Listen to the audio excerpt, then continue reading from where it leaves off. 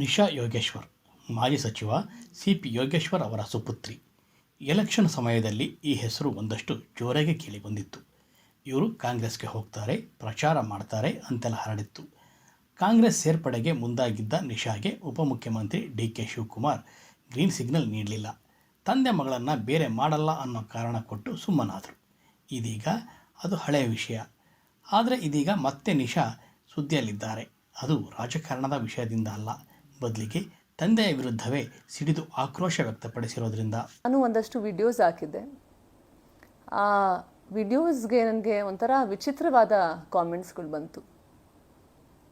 ಆಮೇಲೆ ಒಂದೇ ಥರದ ಕಾಮೆಂಟ್ಸ್ಗಳು ಬಂತು.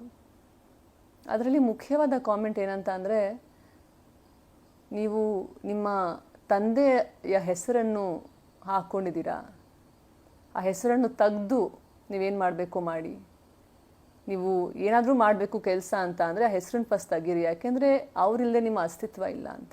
ನಾನು ಇದನ್ನೆಲ್ಲ ಮಾತಾಡೋಕ್ಕೆ ಇಷ್ಟಪಡಲ್ಲ, ಆದರೆ ನಾನು ಮಾತಾಡಲೇಬೇಕಾದ ಪರಿಸ್ಥಿತಿ. ಯಾಕೆಂದರೆ ನಾನು 10 ವರ್ಷ ಇದ್ದಾಗಲೇ ನಮ್ಮ ತಂದೆಯವರು ನನ್ನ ಜೀವನದಿಂದ ಆಚೆ ಹೊರಟೋದ್ರು.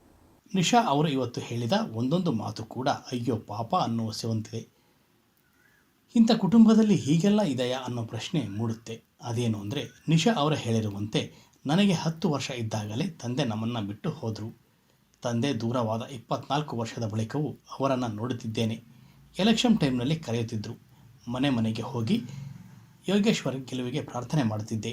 ಆ ಸಮಯದಲ್ಲಿ ಅಪ್ಪನಿಗೆ ನಾನು ಆದರ್ಶ ಮಗಳಾಗಿದ್ದೆ. ದೂರವಾದ 24 ವರ್ಷದ ಬಳಿಕ ನನ್ನ ಬಗ್ಗೆ ಯೋಚನೆ ಮಾಡಿದ್ದಕ್ಕೆ ನಾನು ಅವರಿಗೆ ಆದರ್ಶ ಮಗಳಲ್ಲ. ನಾನು ನನ್ನ ತಂದೆ ಹೆಸರು ತೆಗೆದು ಹಾಕಬೇಕು.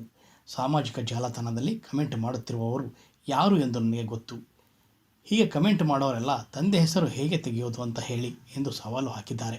Aadhaar card, PAN card, passport, birth ಸರ್ಟಿಫಿಕೇಟ್ನಲ್ಲಿ ಹೆಸರು ಬದಲಾವಣೆ ಹೇಗೆ ಮಾಡಬೇಕು? ಹೆಸರು ತೆಗೆಸಿದ್ರೆ ಸಿ.ಪಿ. ಯೋಗೇಶ್ವರ್ ನನ್ನ ತಂದೆ ಅಲ್ಲ ಅನ್ನೋಕೆ ಆಗುತ್ತಾ? ಭಗವಂತನ ಇಚ್ಛೆಯಿಂದ ಯೋಗೇಶ್ವರ್ ಮಗಳಾಗಿ ಹುಟ್ಟಿದ್ದೇನೆ. 24 ವರ್ಷಗಳ ಹಿಂದೆ ಜೀವನದಿಂದಲೇ ತೆಗೆದ್ರಿ. ಈಗ ನನ್ನ ಹೆಸರ ಅವರ ಜೊತೆ ಇರೋದರಿಂದ ತಡೆದುಕೊಳ್ಳೋಕ್ಕೂ ಆಗ್ತಾ ಇಲ್ಲ ಅಲ್ವಾ ಅಂತ ಕೇಳಿದ್ದಾರೆ. ಪ್ರಪಂಚಕ್ಕೆ ನೀನು ಎಂಥ ಮಗಳು? ನಿಮ್ಮ ತಂದೆ ತಾಯಿ ಅವರನ್ನು ಅರ್ಥ ಮಾಡಿಕೊಳ್ಳೋಕ್ಕೆ ಆಗುತ್ತಿಲ್ಲ ಅಂತೀರಾ? ಆದರೆ ನಮ್ಮ ತಂದೆ ತಾಯಿ ಮಾಡ್ತಿರೋದು ಸರಿನಾ? ಕಳೆದ 20 ವರ್ಷದಿಂದ ಚಿಕ್ಕಮ್ಮನ ಮಗಳು ನಮ್ಮ ತಂದೆ ಜೊತೆ ಇದ್ದಾಳೆ. ಆದರೆ ಸ್ವಂತ ಮಗಳಾದ ನಾನು ನಮ್ಮ ತಂದೆ ಜೊತೆ ಇರೋಕ್ಕೆ ಆಗಿಲ್ಲ ಎಂದು ಬೇಸರ ವ್ಯಕ್ತಪಡಿಸಿದ್ದಾರೆ. ಕಳೆದ 20 ವರ್ಷಗಳ ಹಿಂದೆ ಬೇರೆ ಕುಟುಂಬವನ್ನು ಕಟ್ಟಿಕೊಂಡರು ನಮ್ಮ ತಂದೆ. ನಾನು ಜೀವನ ಪೂರ್ತಿಯೇ ವನವಾಸದಲ್ಲೇ ಇದ್ದೇನೆ. ಆದರ್ಶ ಮಗಳಾಗು ಅಂತಾರೆ. ಆದರೆ ಆದರ್ಶ ತಂದೆ ಆಗಬಾರದ? ನಾನು ನ್ಯಾಯ ಕೇಳಿದರೆ, ಪ್ರಶ್ನೆ ಮಾಡಿದರೆ ತಪ್ಪು. ಚಿಕ್ಕಮ್ಮ ಆದವರು ನನ್ನನ್ನು ಬೆಳೆಸಿ ಆದರ್ಶ ಚಿಕ್ಕಮ್ಮ ಆಗಬಹುದಿತ್ತು. ರಾಜಕೀಯ ಜೀವನದಲ್ಲಿ, ಸಾರ್ವಜನಿಕ ಜೀವನದಲ್ಲಿ ಇರೋದು ಇವರು. ಇವರೆಲ್ಲ ಸಾರ್ವಜನಿಕರಿಗೆ ಯಾವ ರೀತಿಯಲ್ಲಿ ಮಾದರಿ? ತಂದೆ ಸಿ.ಪಿ. ಯೋಗೇಶ್ವರ್ ಮನೆಗೆ ಹೋದರೆ ಪೊಲೀಸರು ಕರೆಯುತ್ತಾರೆ. ಅವರನ್ನು ಪ್ರಶ್ನೆ ಮಾಡಿದರೆ ಹೊಡೆಯುತ್ತಾರೆ. ನಾನು ಏನು ತಪ್ಪು ಮಾಡಿದೆ ಅಂತ ಹೊಡೆಯಲ್ಲ, ಕೇವಲ ಮಾತನಾಡಿಸಿದ್ದಕ್ಕೆ ಹೊಡೆಯುತ್ತಾರೆ. ನಮ್ಮ ತಂದೆ ಯಾವ ಸೇಡನ್ನು ತೀರಿಸಿಕೊಳ್ತಿದ್ದಾರೆ? ನಾನು ಅವರನ್ನು ಮಾತನಾಡಿಸಿದ್ದೇ ತಪ್ಪಾ? ಏನಾದರೂ ಕೇಳಿದರೆ ನನ್ನ ಮೇಲೆ ಡಿಪೆಂಡ್ ಆಗಬೇಡ, 1 ರೂಪಾಯಿ ಕೇಳಬೇಡ ಅಂತಾರೆ. ನೀನು ಭಿಕ್ಷೆ ಬೇಡಿಕೊಂಡು ಜೀವನ ನಡೆಸುವಂತಾರೆ. ಅಂತಹ ತಂದೆ ಜೊತೆ ನಾನು ಹೇಗಿರಲಿ? ನಾನು ಜೀವನದಲ್ಲಿ ಎಲ್ಲವನ್ನೂ ಕಳೆದುಕೊಂಡಿದ್ದೇನೆ. ನನ್ನ ವನವಾಸ ಜೀವನ ಪರ್ಯಂತ ನಡೀತಾ ಇದೆ. ನನ್ನ ಮೇಲೆ ಸೇಡು ತೀರಿಸಿಕೊಳ್ಳುತ್ತೇನೆ ಅಂತಿದ್ದಾರೆ.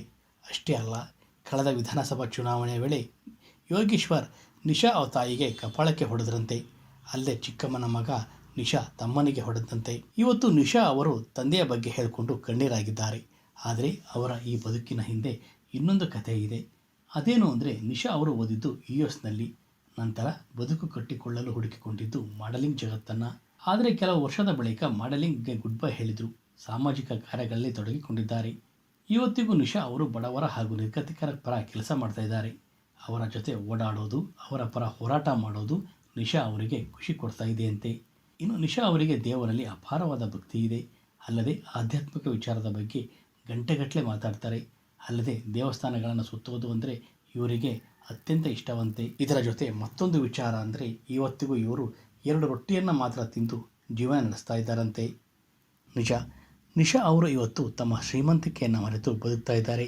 ಜೀವನದ ಬಗ್ಗೆ ಅವರು ಮಾತಾಡೋದನ್ನು ಕೇಳಿದರೆ ನಿಜಕ್ಕೂ ಅಚ್ಚರಿಯಾಗುತ್ತೆ. ಈ ಸಣ್ಣ ವಯಸ್ಸಿಗೆ ಇಷ್ಟೆಲ್ಲ ಅನುಭವಿಸ್ತಾರಂತೆ ಮಾತಾಡ್ತಾರೆ ಅಲ್ವಾ ಅನಿಸುತ್ತೆ.